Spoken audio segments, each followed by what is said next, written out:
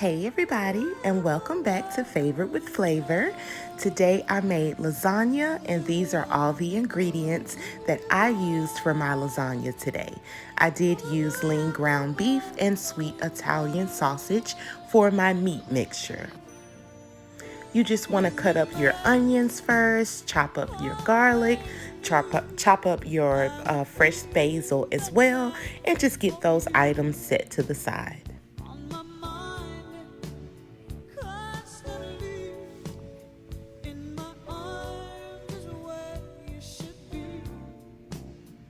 Now I'm just gonna go in and brown up my Italian sausage along with my ground beef.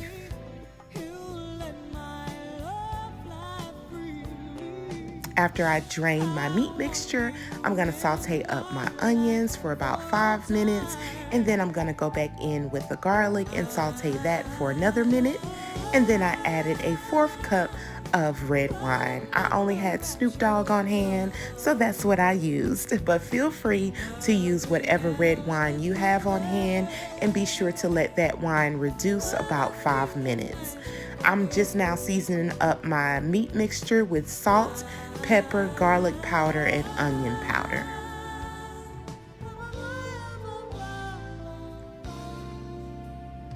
And now I'm adding in my tomato sauce. That is my favorite tomato sauce by Bertolli. It is the Vineyard marinara sauce. And I added in a little bit of sugar and a little bit of herbes de Provence. I did let that meat mixture cook about 20 minutes. While I'm letting that cook, I'm gonna put together my ricotta cheese mixture, in which I did use 2 eggs, Parmesan cheese, mozzarella cheese, and also the fresh basil and the same seasonings that I seasoned up my ground beef with and my Italian sausage. I just added that same seasoning to my ricotta cheese mixture as well.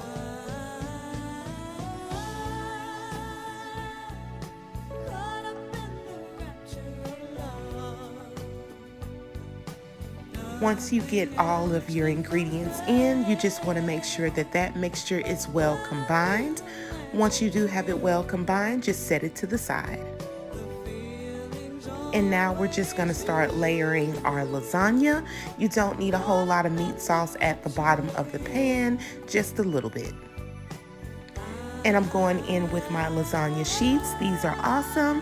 You do not have to boil these. You just go ahead and put these in the lasagna pan and put it in the oven, honey. So I'm just layering in my ricotta cheese mixture on top of those lasagna sheets, and then I'm gonna go back in with my shredded cheese. You're gonna repeat these steps until you make it to the top of your pan.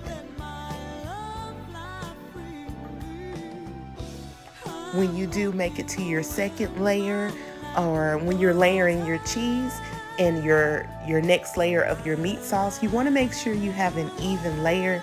You don't want lumps of cheese just kind of clumped up there. I do try to spread it out evenly.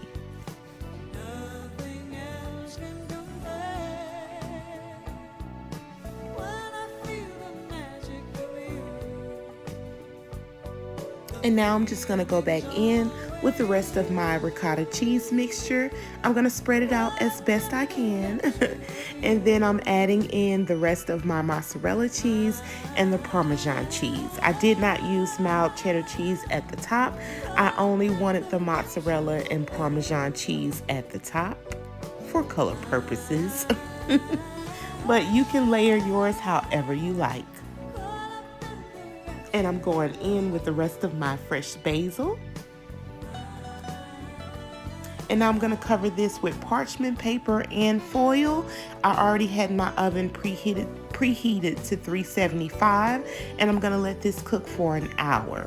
After an hour, I will remove this, take the parchment paper and foil off, and pop this bad boy back in the oven for another 15 minutes. After my cheese has browned and gotten ooey gooey, oh so good, I did remove it, and this is what it looked like, honey. Oh yes. And as usual, y'all, that regular boom, ta-da. This is what you get, babe, when you are favored with flavor. Thank you guys so much for watching. I'll be back soon.